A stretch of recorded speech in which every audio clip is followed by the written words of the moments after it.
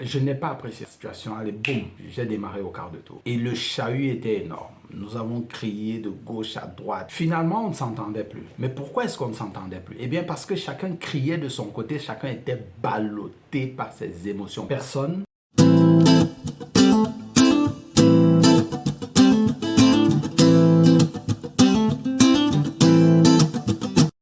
Bonjour. Beaucoup de gens croient encore que le Sauveur va venir, qu'il y aura quelqu'un qui va venir les sortir de leur situation, qui va venir créer quelque chose, je ne sais pas, un mouvement, qui sera le mouvement qui va les délivrer de la vie qu'ils mènent, de la vie de laquelle ils veulent s'extirper depuis un certain nombre de temps. Et je suis désolé de pouvoir annoncer la nouvelle que ça n'arrivera pas. Personne n'enfoncera la porte pour venir vous délivrer de la vie que vous avez, que vous n'aimez plus. Si votre vie aujourd'hui, vous ne l'aimez plus, eh bien, il y a une seule chose à faire. Travailler activement pour la changer. Travailler activement pour modifier le cours des événements qui sont là actuellement. Pourquoi? Déjà, il faut comprendre que les résultats que vous avez dans la vie aujourd'hui, c'est vous qui les avez créés. Mais comment cela? Eh bien, c'est très simple, par un ensemble de décisions que vous avez prises qui vous ont amené là. Alors, il est très facile de dire, oui, mais c'est à cause de la récession économique, c'est à cause du gouvernement, c'est à cause du gouverneur, c'est parce que mon camion de sable a été retenu par les policiers, le chauffeur n'avait pas ses papiers, tout ça, ça ne dépend pas de moi, si, ça dépend de vous, parce que un ensemble de décisions que vous avez prises vous a amené là. Et si vous ne prenez pas en main, par rage, par détermination, par décision, par volonté intrinsèque de vouloir changer, eh bien la situation ne changera jamais. Nous sommes au Cameroun, je suis au Cameroun. Nous avons eu une coupure générale d'électricité. J'ai fait successivement 48 heures sans électricité. Ensuite, Internet, ça ne fonctionne pas. Est-ce que ces deux éléments, par exemple, c'est moi qui les ai causés? Non, pas moi personnellement. Mais en tant que Camerounais dans une sphère globale, c'est nous qui l'avons causé. Pourquoi? Parce que nous avons pris la décision d'avoir cette société d'électricité. Nous avons pris la décision de nous abonner à ce fournisseur Internet, etc., etc. Globalement, nous avons pris cette décision et donc individuellement, j'ai une part de responsabilité dans ce qui est arrivé. Maintenant, dans notre, comment est-ce qu'on peut changer les choses de façon macroscopique? On a toujours envie de changer, il faut que le Cameroun change, il faut que le pays dans lequel je suis change, que ce soit au Ghana, en Côte d'Ivoire, au Sénégal ou bien en Arabie Saoudite, en Ukraine, n'importe où. Il faut que les choses changent. Et on a l'impression que les choses vont changer parce qu'un sauveur va venir pour changer les choses. Ça n'arrivera jamais. La seule manière que nous avons de pouvoir changer effectivement les choses, c'est de façon individuelle. Parce que c'est une décision individuelle, mis bout à bout, c'est-à-dire je prends une décision, vous prenez une décision, X prend une décision, etc., etc. Cette décision individuelle mis bout à bout qui change les choses, qui change la donne. Une décision individuelle peut et ne peut pas changer la chose. Parce que si une décision individuelle est juste la goutte d'eau ou bien la seule décision qu'on attendait pour que le vase soit débordé, bien les choses vont changer. Mais si c'est la première goutte dans le vase, les choses ne vont pas véritablement changer. Mais le fait est que si individuellement, chacun se considère comme la première goutte dans le vase du changement, sans s'en rendre compte, nous allons générer un grand changement de mentalité. Alors, de quoi est-ce que je parlais? Pourquoi que depuis aujourd'hui, vous avez peut-être l'impression que qu'est-ce qu'il est en train de blablater? On a déjà entendu ça plusieurs fois. En fait, c'est que je veux vous raconter quelque chose qui s'est passé avec moi personnellement. Cette chaîne est dédiée à l'éducation à la responsabilité individuelle de notre vie parce que c'est grâce à la prise de responsabilité individuelle de notre vie que nous pouvons atteindre une quelconque liberté. Parce que la liberté, ça se combat, ça s'arrache, on travaille pour cela. Qu'est-ce que je veux par là dire? Beaucoup d'entre nous, nous sommes gérés par nos émotions. Oui. Et beaucoup de personnes nous ont dit, oh, c'est bien d'écouter ces émotions. Est-ce que c'est vrai? Ça pourrait être vrai, mais il faut aller plus profond que ça. Vous êtes d'accord avec moi que si je vous demandais d'aller construire une maison quelque part, d'un côté vous avez du sable et de l'autre côté vous avez une terre solide, où est-ce que vous construirez votre maison? Beaucoup de personnes choisiraient une terre solide. Mais pourquoi choisissent-ils une terre solide? Parce que la stabilité est très importante pour que la fondation puisse tenir, pour que la maison puisse tenir. Eh bien, c'est la même chose dans ce cas-ci.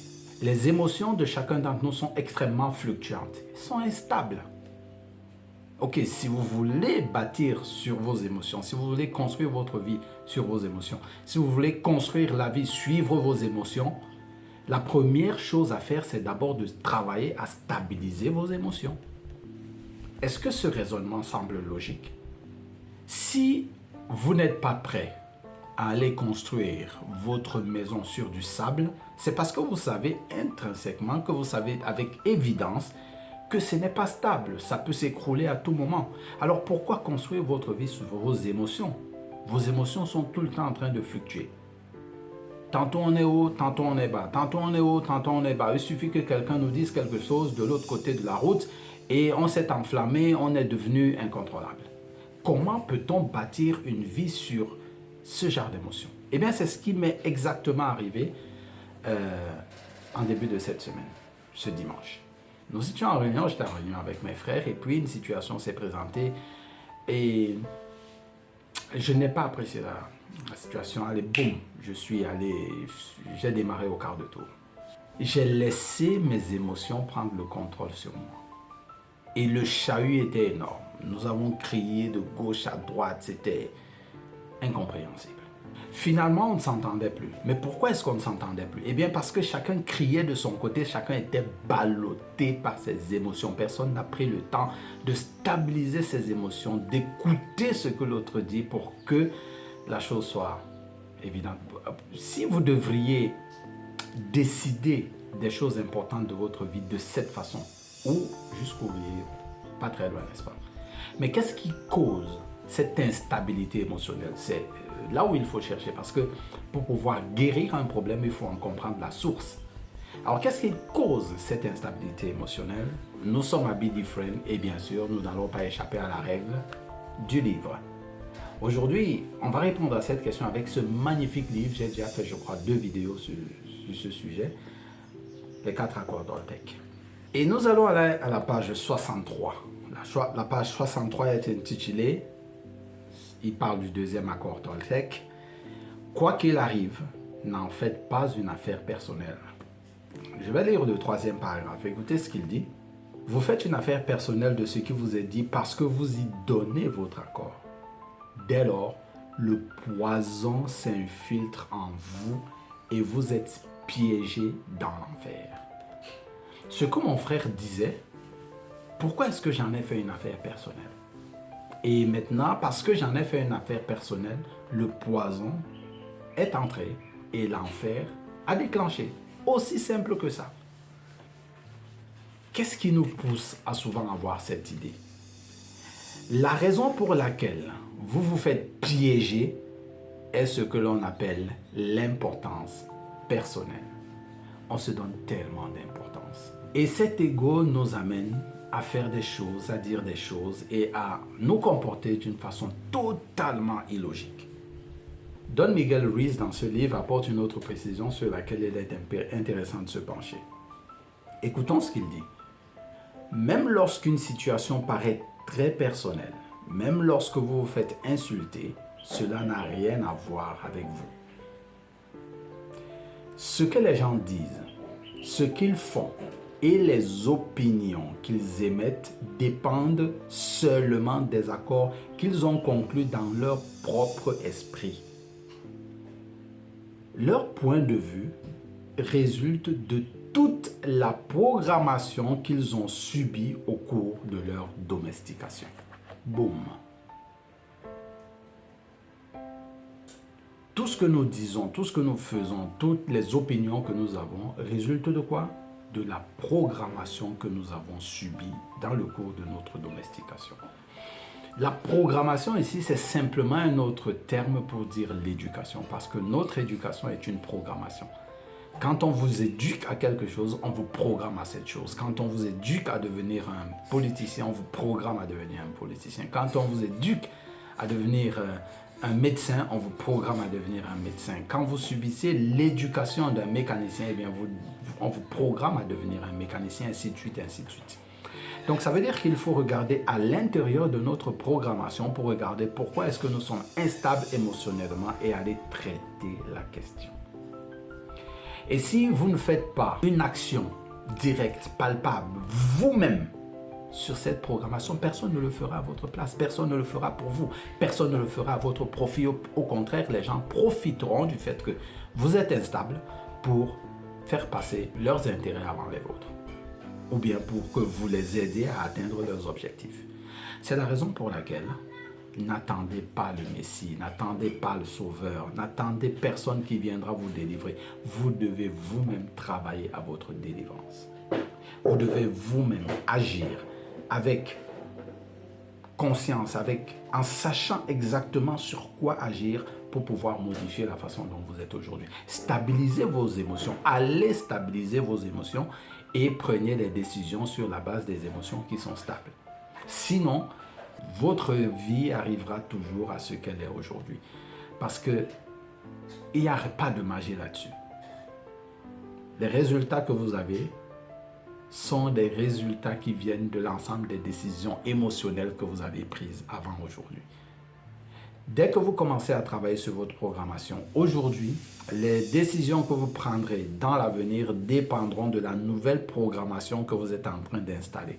Et si c'est une programmation à la stabilité, eh bien vos décisions seront stables, elles seront sages, intelligentes et à votre faveur. C'est la raison pour laquelle je vous recommande d'utiliser pour vous faciliter la tâche TechnoTutor, parce que grâce à lui, vous pouvez travailler directement sur vos émotions, sur les programmes, sur votre éducation qui vous a mené ici pour installer une nouvelle éducation qui vous mènera à des résultats différents.